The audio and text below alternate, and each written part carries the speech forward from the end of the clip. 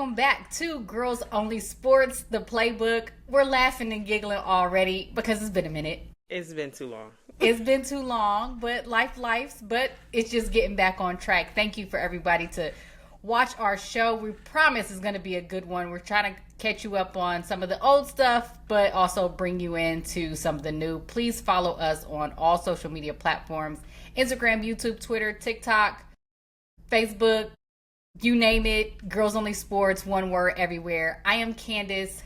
That is Kay. This episode, we're going to wrap up the WNBA season.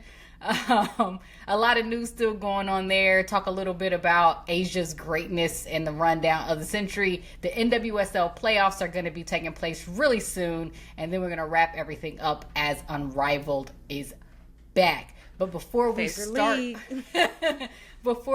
our show, we want to give a shout out to Amy Cooper, a Columbus-based firefighter who is attempting to open up not a women's only sports bar, but a sports bar that plays solely women's sports. As everybody is aware, and as evident by our podcast, women's sports is all the rage. There's new leagues everywhere: baseball, volleyball, basketball, collegiate, professional, high school, you name it. And she's attempting to open a bar called Raise the Bar, which attempts just to provide a safe space for anybody who just enjoys women's sports to go and to be able just to take in. I mean, any other time you head to a bar, you want to watch sports, it's pretty much dominated by, Major League Baseball, football, all the men. Yeah. We don't talk about them here. Right. So shout out to her. She had an event recently we were able to attend. Katie Smith attended as well. She had a lot of people just excited about what potentially what Raise the Bar can be. So we want to salute her. Hopefully we'll get her on the podcast really, really soon for an interview and let her talk to her about what her intentions are, and hopefully some collaborations in the future with Girls Only Sport. Yes. But to get into our show, we're going to start off with a full court press. Like we said, we're going to run through this WNBA segment fairly quickly just because a lot has happened, and what is old is older. Right. So in the WNBA's attempt to push the WNBA finals to 7 games, we got a quick 4-game sweep. The Las Vegas Aces defeated the Phoenix Mercury. There were a couple of good games sprinkled in there. Asia probably had the shot in the photo of her career so far, hitting a game winner. But I don't know the right word to call this WNBA season a grind. Yeah. This was, I'm not going to say a letdown, but it was just like, oh. Yeah, my bad. We didn't get 7 games. I think I said 5. You did say 5. You said Phoenix at 5. My bad. My bad, Asia. My bad. I gave her some bulletin board material for that one. But it's cool. Yeah, it was definitely, like you said, I won't say it's a letdown. There were some good games, but I think I expected 7, if we're being honest. I was like, at least 6. Yeah. But the Aces is going to be the Aces. Right. Never count out the Aces. The beginning of the season, that's the first thing we said. You can't count out the Aces. And we gave up. I did. And I'm an Aces fan. We did. I'm sorry. I mean, they can put a whole bunch of people, during their parade, they put a lot of people on blast about giving up on them during the season. But y'all gave us material. I mean, what can you expect? But like we said, the rundown of the century, they were able to turn their season around. 16 straight wins, 17 straight wins. Beat Seattle in a tough series, beat Indiana in a tough series, and was just a difficult matchup for the Phoenix Mercury. But the last thing we want to say, or you know what? No, I'm going to save her to she did that, because I think she deserves her own segment. But congratulations to the Las Vegas Aces. 3 championships in 4 years. Becky, Chelsea, Jackie, Dana Evans, and Alyssa Smith, Blake, Neg, Kia. What you gonna do? That whole team, KB, Ohio's own. They just were able to pull it to Jewel Lloyd. I know I was tough on Jewel all season. You was tough on Jewel. I was Jewel tough locked on Jewel. In. I was mad at Jewel. I'm like, I was you tough choose on Jewel. now. I was tough on Jewel, but they pulled it out. And so, if there is a WNBA season next year, I think everybody has to realize, hint, hint, Coach Reeve from Minnesota, championships aren't won during the regular season. Right.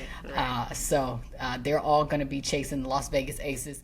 So congratulations to them. Another big story just in the W is just all the coaches. I mean, teams want to win and win now. And, the Portland Fire needed a coach. Dallas Wings, they fired their coach. They need a new one. The New York Liberty fired Sandy Brondello.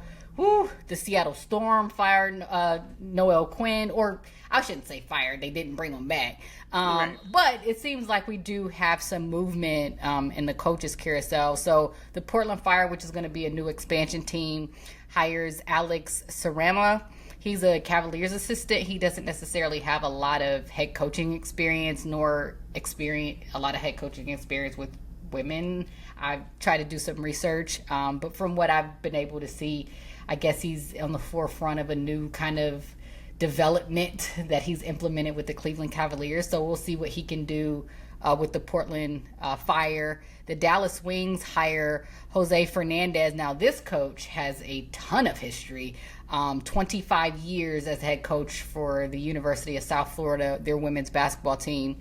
His claim to fame, having a high-powered offense, but he guided one of the most lethal mid-range shooters in Courtney Williams.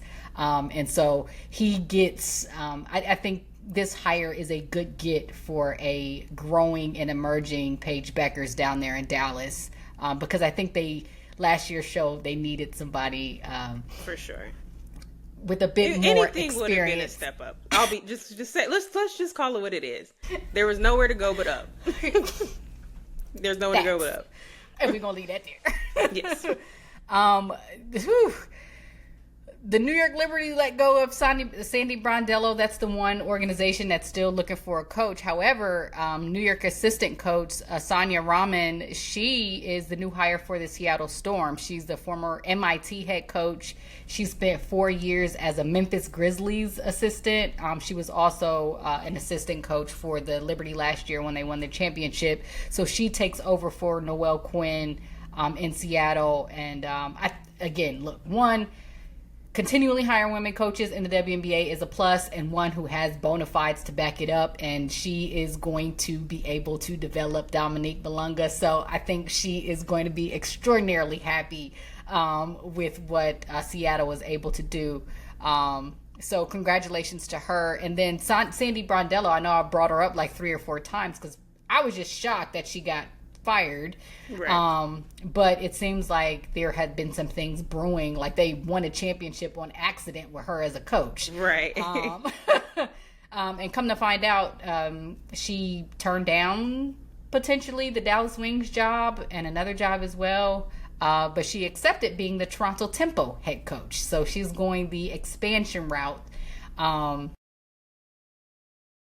Sandy's a champion. I'm bitter. I'm bitter. There was no place she should have been but Dallas. I was like, I need Sandy in Dallas. I'm with you. So I'm bitter about it, but like you said, Sandy is a champion, amazing coach, one of my favorite coaches in the league for years. So I'm excited to see what she does with an expansion team. I think everybody's going to have that Valkyrie vibe going for them with a head coach like Sandy Brondello. You're expecting something big to come out of Toronto. Now that's a high bar. Yeah. High bar. But I think Sandy got it. Yeah. If they can get some players in there to make something shake, and if we have a season, it'll be interesting. Right. That's always with the asterisks, right? Always the asterisks, and there's only, I think, every player outside of 2. Granted, the rookies are still on their rookie contracts, or any of the players, they are on rookie contracts for 5 years, but all the veteran players outside of 2 are free agents. So it's going to be a lot of movement next year. And if Sandy can work some magic, Toronto can be a team to look out for. So that just leaves New York without a head coach. I'm all for giving another woman an opportunity to be a head coach. Conveniently, now all the men want to go to the W, which is wild. And we'll see what happens. But to close out the WNBA, obviously we keep mentioning it and joking about it. The CBA is the big deal. The CBA's expire October 31st, so we're already past that date, but they were able to extend the deadline for another 30 days. So they're still negotiating. Some of the news was like the WNBA is offering $850,000 for a Supermax and then a $300,000 veteran minimum, which is obviously more than what the players are making now. But from what they believe and how things are going and what the numbers say, it's still not enough for what they're worth. And there are other things that they're fighting for, all the teams having facilities, expanded roster spots, which, that hasn't gotten a lot of play in the media. I know Adam Silver, who has been able to hide a lot, because we didn't talk about that during the finals when she was giving Asia that trophy.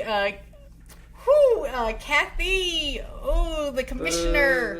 Yeah, it was rough. Tomatoes. It was rough. I ain't never seen Kathy give a mic up so quick. She's like, wrap this up. But Adam Silver has been able to hide behind her a little bit with all of this, and it seems like the NBA along with the WNBA didn't want to budge on revenue sharing, and that's like the crux of what the players are fighting for. So we'll see what happens. News came out today, though, that the WNBA Players Association president, Nneka Ogwumike, actually signed a deal to be a part of Project B.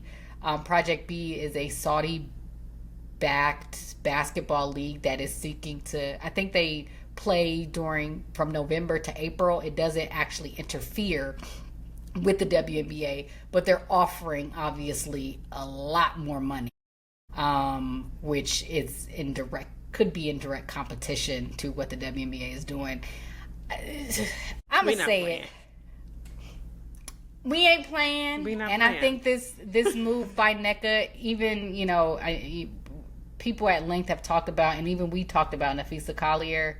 I think this is a misstep by Nneka. She's the president of the WNBA Players Association, and I get, looking out for yourself. I get looking out for your players with other opportunities, but not during contract negotiations. I just think it's a misstep. But we'll look more into it and Project B and what it's supposed to be and what it looks like. But there's still a lot of questions around it, so. Count us as we're not going to have a season next year. Yeah. So let's move on to people who actually have seasons. Well, they have seasons that take breaks because it was a couple of international friendlies in the world of women's soccer. So let's talk about the number one team in the world in Spain. Had a couple of old comers become newcomers. So Jenny Hermoso, famously the Jenny Hermoso and Maria Leon, were called back to the Spain's national team. So what'd you think about, seeing Jenny and Maria come back?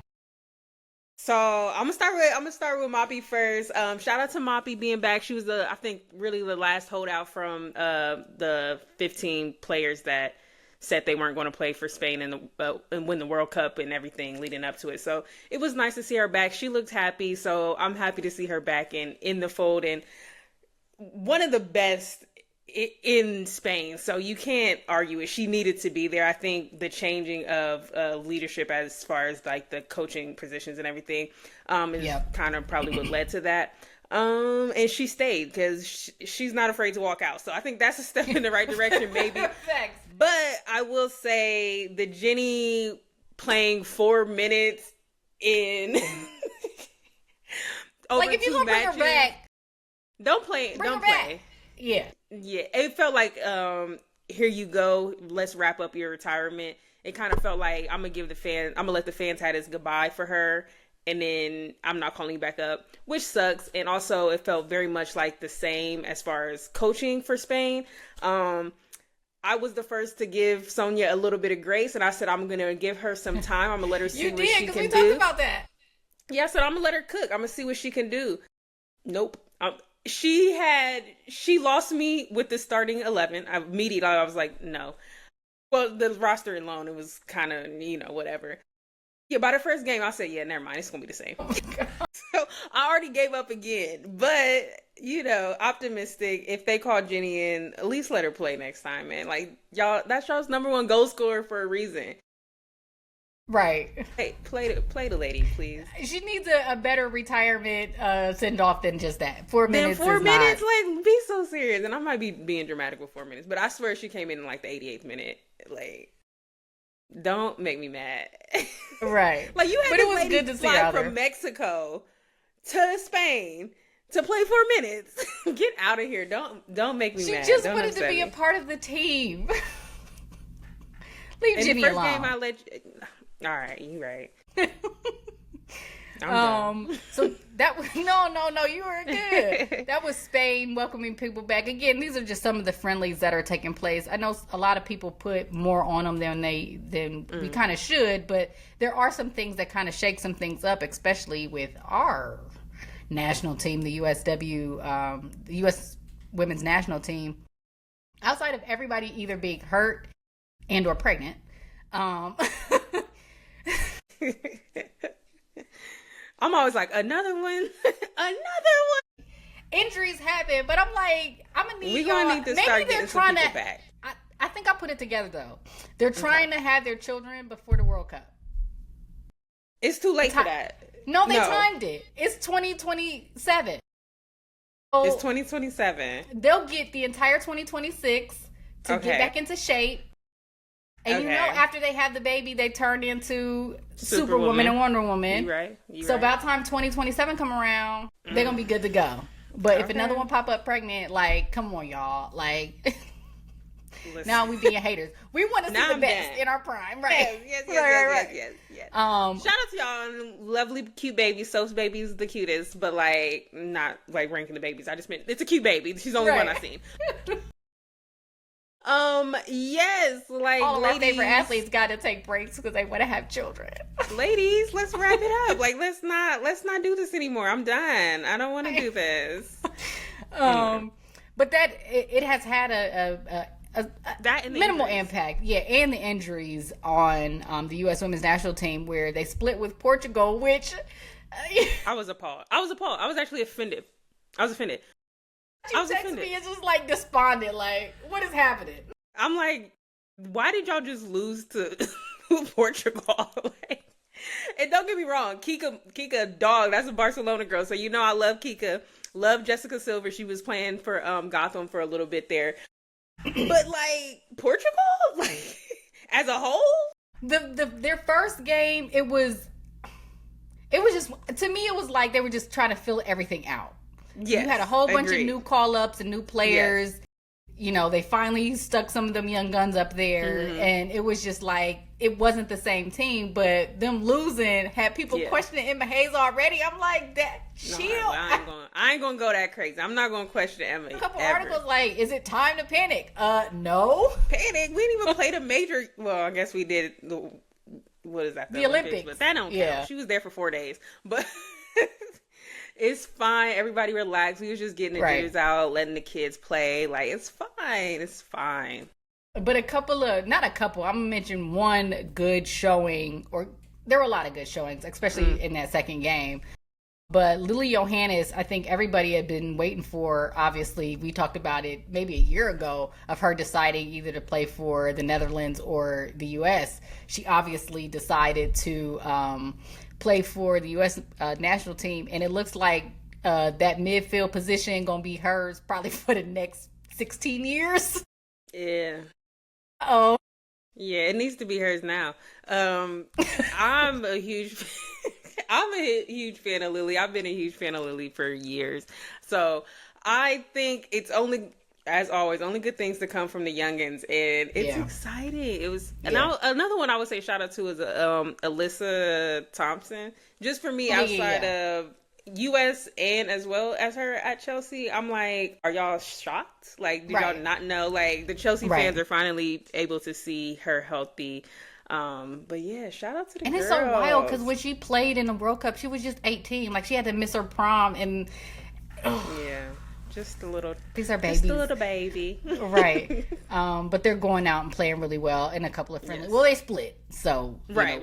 Once they get everybody back, and if our assumption is that they have some very strategic planning, they should be all full strength come the World Cup in 2027. Right. But to close out our soccer segment, the FIFA Pro 11, which is the best women's soccer players in the world, at each of their positions, they put them all up there. Somebody was like, wait a minute. So, Hampton goalie, any issues? A million issues. I said I wasn't going to call nobody out. We'll just go through the list. Hannah Hampton, Lucy Bronze, Millie Bright, Leah Williamson, Ona Battier, Aitana Bonmatí, all right, Alexia Chibok, Chloe Kelly, Barbara Banda, and Alessia Russo. It's a team. They all in their right positions. I had a lot of critique about the Ballon d'Or and who was voting for these Ballon d'Ors.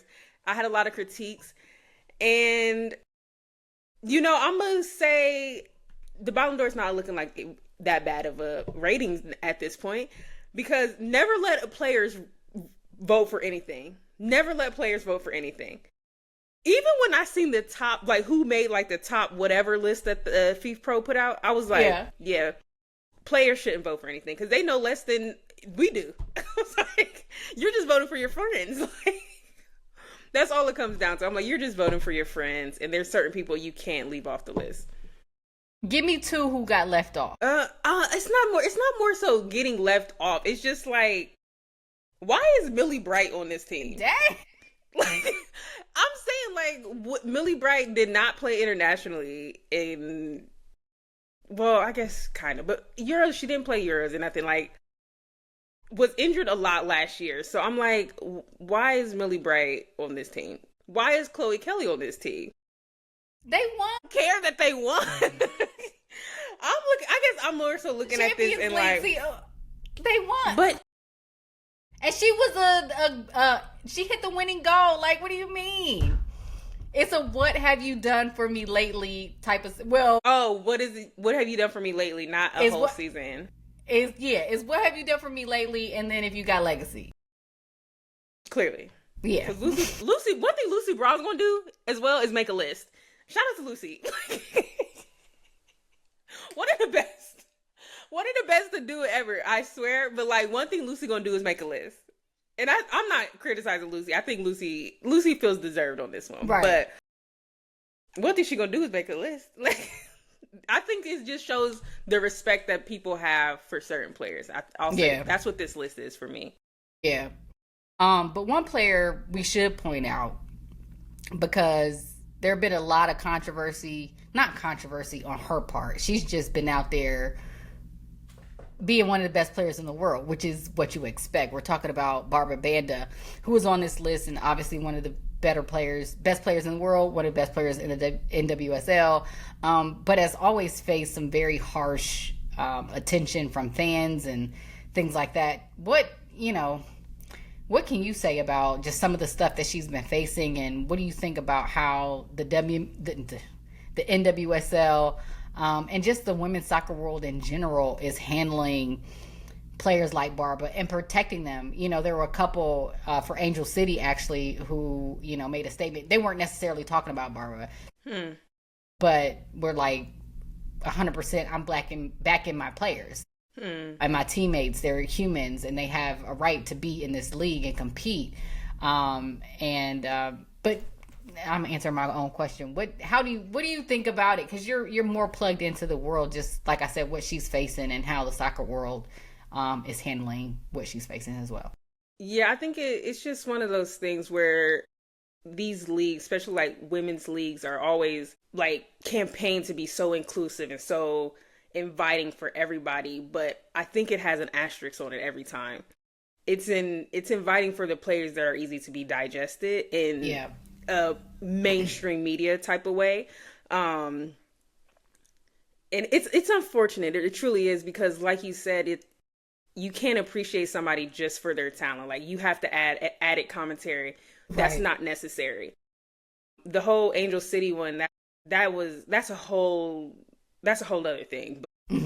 Just on the Barbara Banda alone, it's not a conversation that hasn't happened before. There's been fans kicked out of stadiums because of comments they've made about her and other players in the NWSL. And like I said, it's just unfortunate because we just want to enjoy these players. Right. And these are top, like, it's not like this is just some random player. Even then, it's not that justifies it. But this is one of the elite players in our league, and in the world.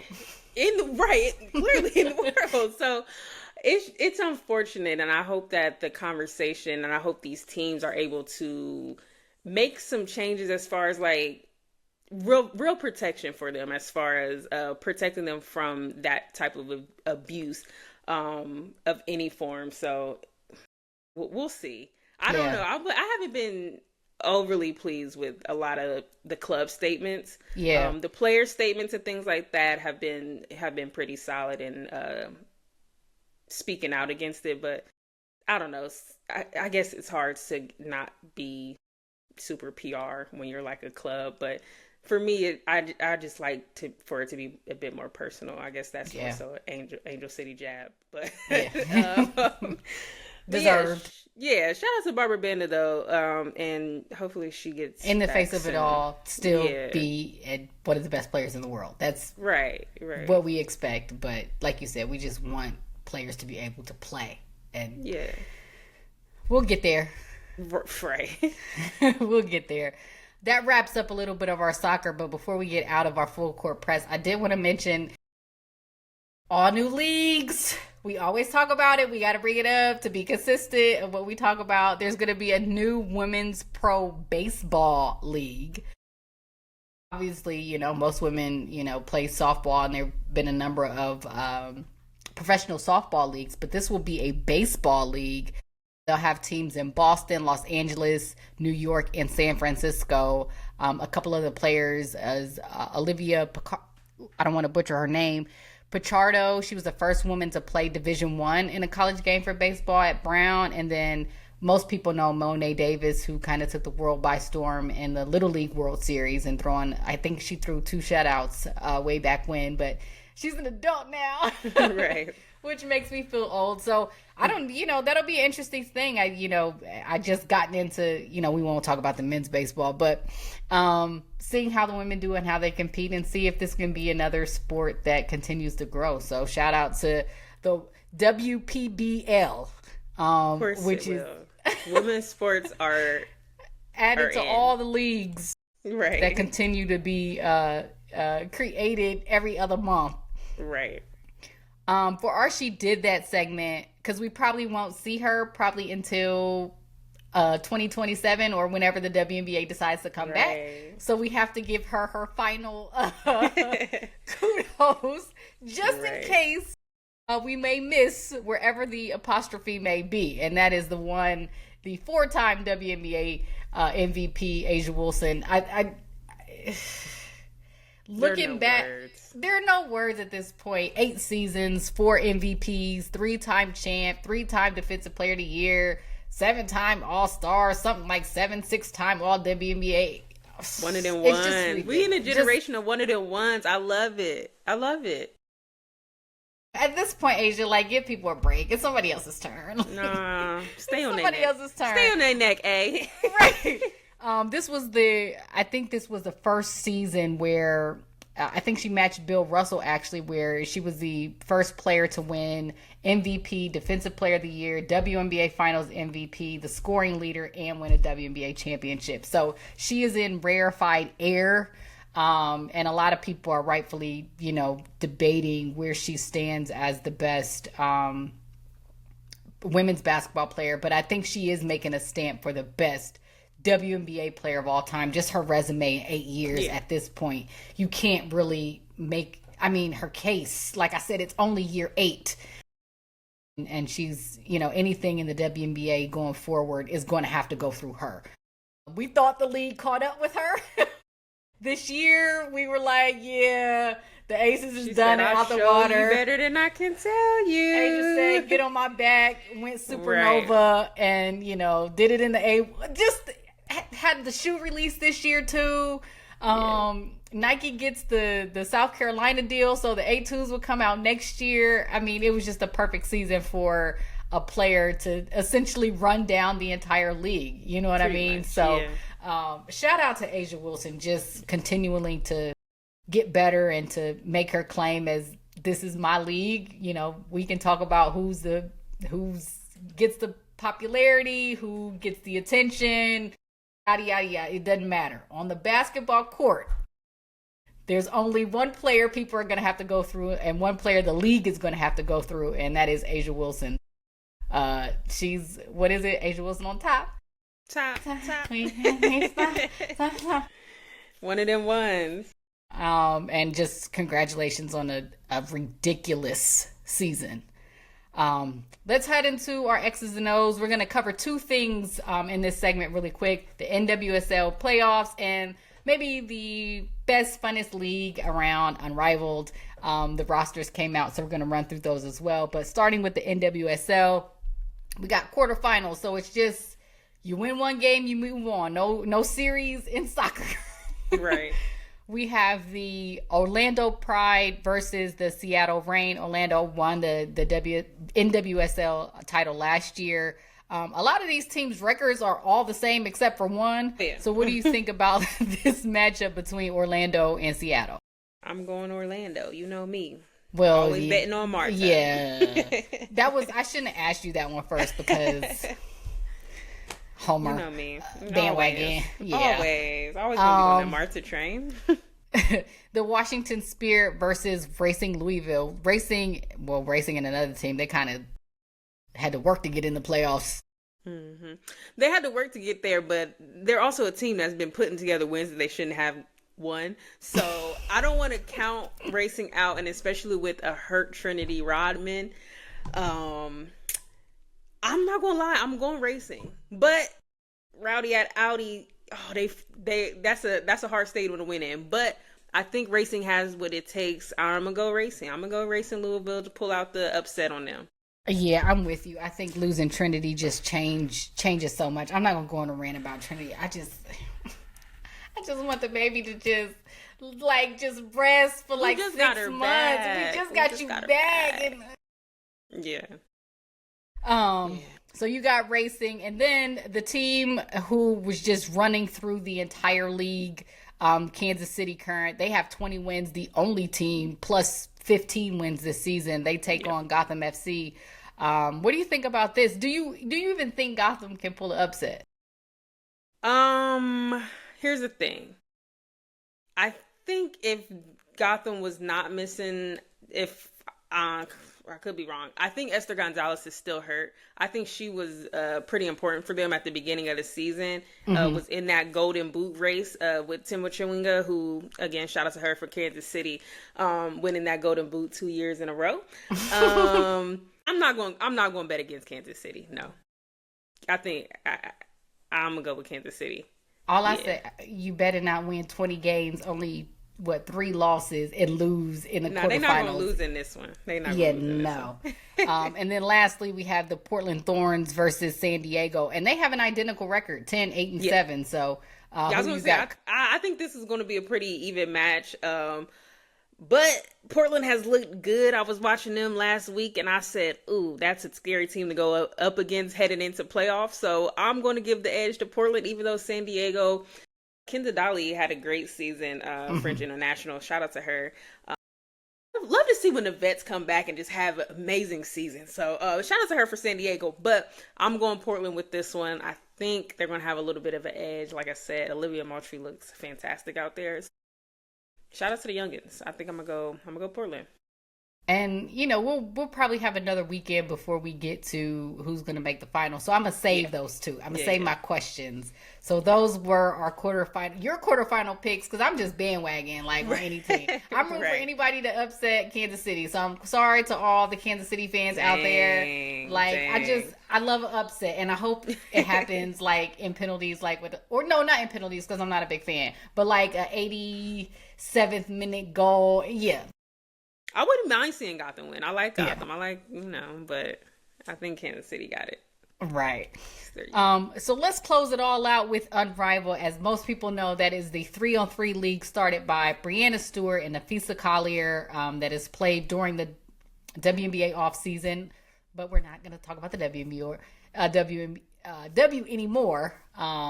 It's back for its second season. There are a couple of players that decided not to come back, which we won't kind of speak about because they're not in the league this year. Angel decided not to play Unrivaled. I think that's a good thing because I think she needs rest. She needs a break, right? Like, if you rack up the miles, it looks like she has played since her senior year at LSU. She's went straight from college, full pro, Unrivaled, back to full pro. Rest them legs. Yeah, you know what I mean? And get money, how she's out here doing. And then Sabrina Ionescu will not be at Unrivaled either. Coincidentally, she was in and out. She was like, I'm going to give you a tease, then I'm going to take it back. But her, Sabrina, Stewie, and Jonquel all had surgery at the end of the W season. So they had a lot of stuff going on in New York, and they kept that hitting. You got a lot going on. So those were the two players who will not be in Unrivaled who played last year. But there's a lot of new faces, and we're just going to go through the teams really quick to see who do we have having a great season and potentially winning. We have the Rose Basketball Club, who won the title last year, got off to a rough start, but was able to get on a run and shock the world. Chelsea Gray is back off of a WNBA championship. Kalia Copper, who was on the team last year, Ajre Stevens, and Lexi Hall. So they bring back 4 players.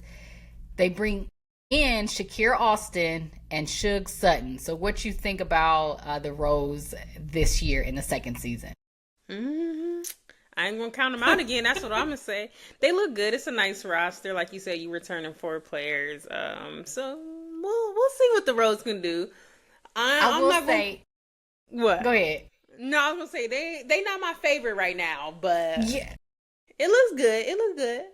I said I was gonna talk about it. They missed that dog. That is Angel Reese. It's okay. And Slim, like, she was, you know what I mean? Slim was there, yeah. Yeah, Slim was there. Brittany Sykes. So I can't count out the champs. And any team with Chelsea Gray and Kalia Copper, I'm not counting you out. Yeah. And Lexi Don't Stop and Ajre Stevens, I think Unrivaled done wonders for her game. Yes. And if Shakira can stay healthy, I think they should be cool. They should be cool. They'll be in competition. We ain't counting them out. Shout out to Rose. The Mist, who kind of disappointed us last year. Their new team. You, because that was your pick. It sure did. Girl, they embarrassed you. They embarrassed me. And Stewie got worked. I still ain't forget about that. We ain't forgot. Oh, that's because she was injured.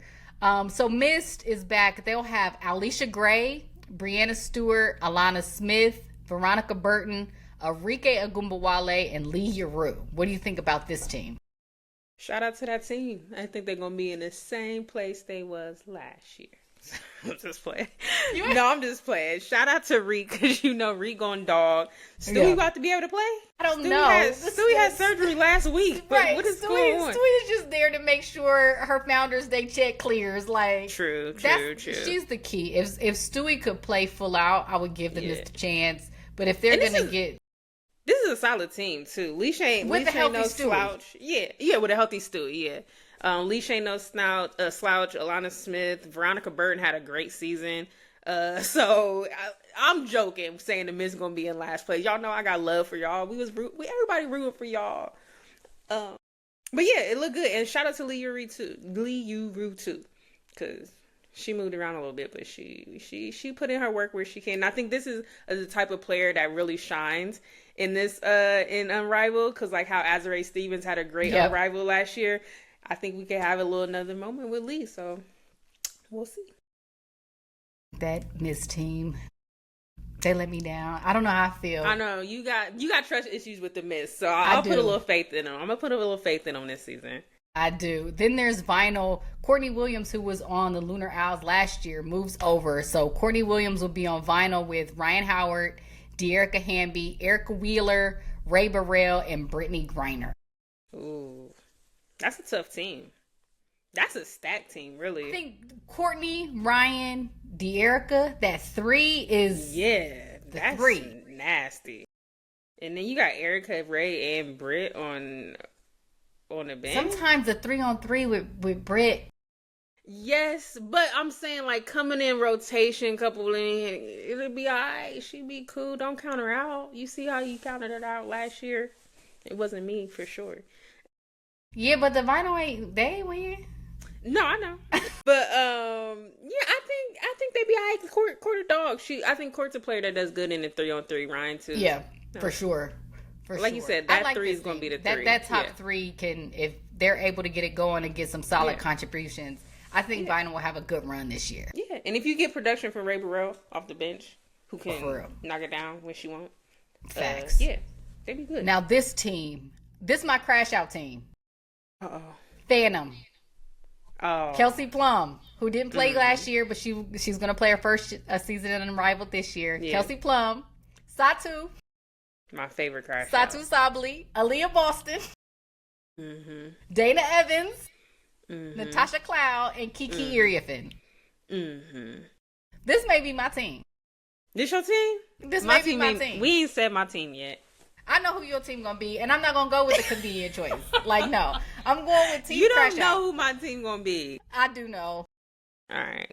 Who? The Breeze. Damn, Candace, don't be acting like you know me. You can't fool me. That's funny. No, that's not my team. What do you think about the team Phantom? Crash out? Team crash out. I think it's all in the name. We gonna see. They gonna show up. Team crash out is gonna be team crash out for a reason. I think any team with a healthy Satu is gonna do well as well. And then KP coming in, I think KP will do well in the 3-on-3 aspect of the game. So, and Natasha Cloud as well. So, yeah, I like this team. I think this is gonna be a top team. I think it is too. Dana Evans don't miss. No. So seeing how this team, I don't want to go through each player again, but if they can get a solid rotation and system together, they got shooters, they got post players. Kiki and Satu can handle the mid range. I like this team. Team crash out. This is gonna be my team, Phantom. Yeah. Your team, even though you say it's not. The Breeze will have the one and only Paige Buckets, Rakia Jackson, Dominique Malunga, Ari McDonald, Kate Martin, and Cameron Brink. Worldwide Brink. Listen, look at the young guns. You know I'm going with the young guns. This team is nasty though. Look at the babies. This is a team full of babies. Then they gonna embarrass the OGs. Watch. They're gonna embarrass the vets. Look, I ain't saying you wrong. I'm not saying you wrong. Now when they get up there and embarrass the vets, I'm gonna be mad. I'm not saying you wrong. Listen, in 3-on-3 with space, Dominique Malunga finna work. Like, I don't know what else to say. She impressed me so much during that semifinal series, and people forget she's only 19 years old. Right. Right. So her being able to play, you rotated in Paige, Rakia, Dom, Ari, Kate, and Cam. Easy breezy. Easy breezy. I'm gonna be saying that all season. Easy breezy, if you ask me. Let's move on to. You know that's my team. Yeah. Let's move on to the Laces. Jackie Young is back, fresh off her championship. Brittany Sykes changes teams from the Rose, so it'll be Jackie Young, Brittany Sykes, Alyssa Thomas, Jordan Canada, Maddie Segrist, and Naz Hillman. What do you think about this team? This is a solid team as well. They don't have no height. They don't need no height. They got dogs. They don't have no height though.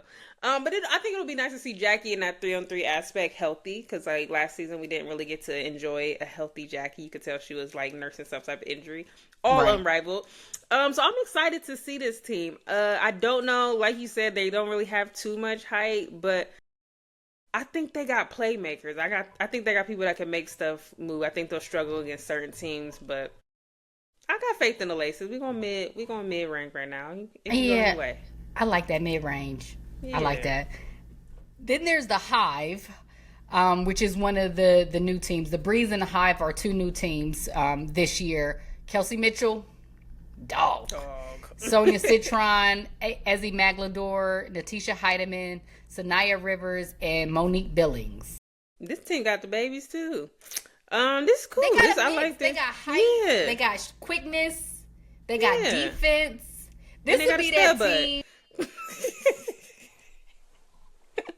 Nah, this team is lit too. I like this team.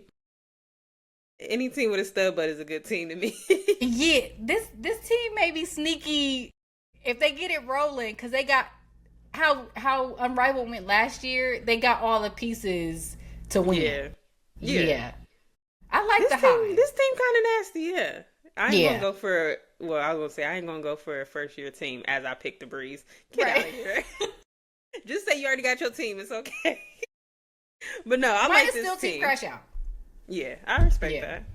Team Crash Out crashed out on us last year. They didn't do very well. But we'll and that's the last team we'll talk about, because that's who they were, and that was the Lunar Owls, who we thought, I mean, they looked like the best team in Unrivaled all season, but ran into that Rose team and shook some things up. So their team changes a lot.